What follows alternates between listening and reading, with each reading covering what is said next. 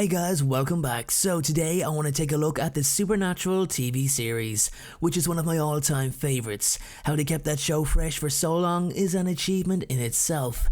Anyway, let's take a look at the existence of vampires from this awesome show. Now, it's important to note that going by the show's universe, vampires have been hunted to near extinction, so it's incredibly rare to come by one in recent times. I think this highlights the fact that despite their powers, the days of the vampire are numbered. All vampires originate from the alpha vampire, who himself was created by Eve and is believed to be well over 100,000 years old. Vampires live forever, and several depicted vampires are hundreds of years of age or older. They also mate for life. Their diet is based strictly on blood. Although they prefer human blood, humans aren't the only animals they can drink from, but it doesn't taste as good as human blood. The victims must be kept alive or else their blood becomes toxic to them. This seems to be a common trait in other vampire franchises too.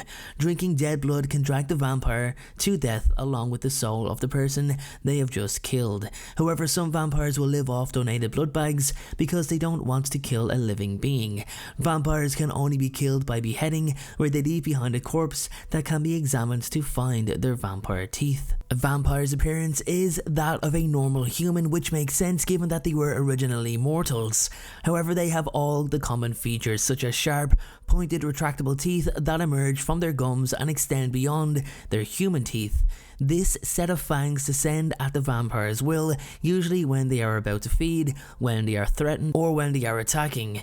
Some vampires have been shown to have sharp fingernails, but nowhere near as long as the alphas, which are more claw-like and can be made to extend at will.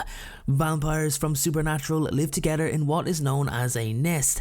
They also mate for life, as I stated, but the younger members of the nest typically do the hunting for the elders, bringing back humans to be fed upon for days or even weeks. Each nest has a leader, typically the oldest vampire and most often the one who turned the others. They worship the alpha vampire and see him as a father.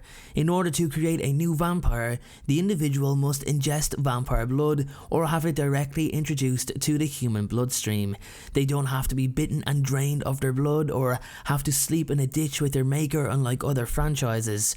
These are currently the only possible methods of creation, since many hunters are seen getting splashed in the face with vampire blood without being turned or even being affected by it. This means that the vampire blood doesn't enter a person's system through the eyes, nose, or unbroken skin.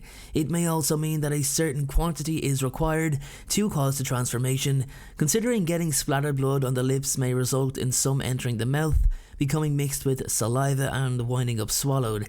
These limitations are very beneficial to hunters due to the fact that killing a vampire is usually a gory and messy procedure.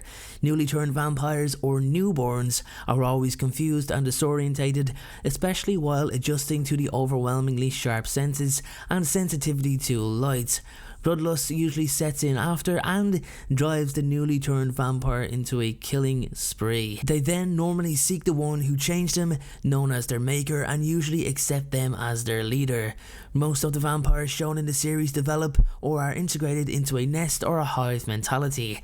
These newly turned vampires are still half human until they drink their first human blood, which means they can return to their human life form like Dean Winchester did. There is only one known cure for vampirism, a potion created by a family of hunters known as the Campbell family, and it also needs to be consumed in a ritual.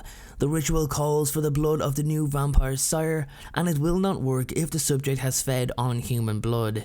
Other known ingredients include garlic and sage. The reversion is painful, but no secondary effects are retained. At least one cured vampire has retained all of his memories before he was reverted back to humanity. However, the cure causes you to be sick for a few days. Unlike other franchises, vampires in the Supernatural series can actually be resurrected.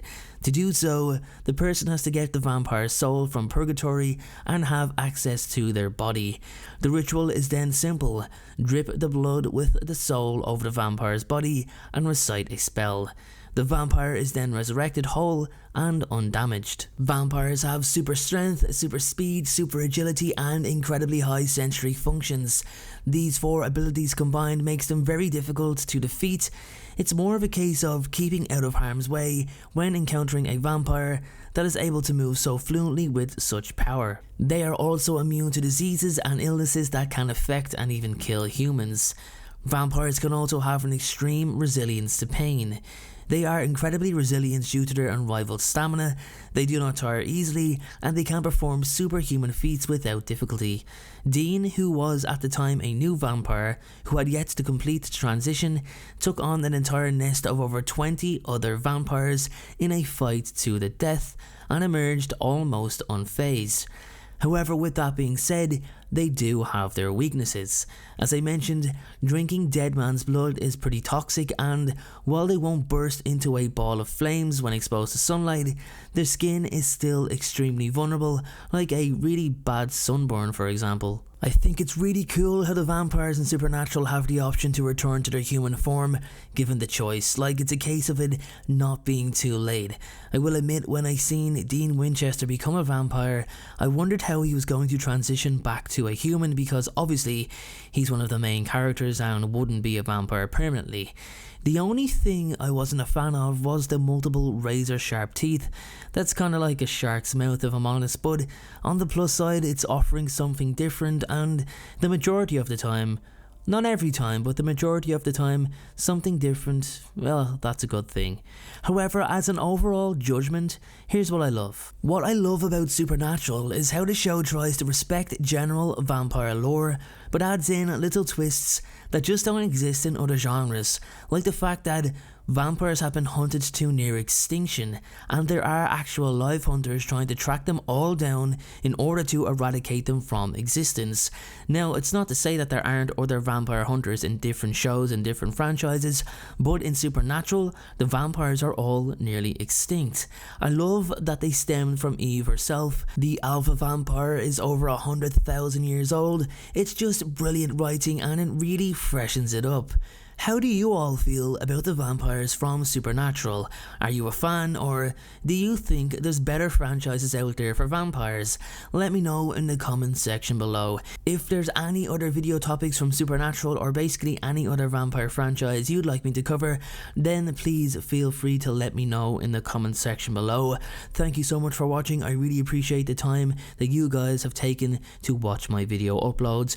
If you like this video, please make sure to click that like button. It tells YouTube that I'm doing a good job, and if you want to join the Vampire Folklore family, then all you have to do is hit that subscribe button, turn those notifications on, and you will never ever miss an upload. Thanks again, and I'll see you all very soon.